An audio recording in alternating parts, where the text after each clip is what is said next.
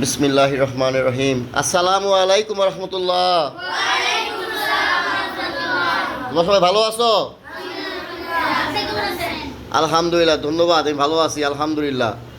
আমাদের ক্লাস 2 এর ছোট সোনামণি রেখা একটা সুন্দর গজল বলবে, সবাই মিলিতভাবে কয়েকজন। ওকে, শুরু করো তোমরা।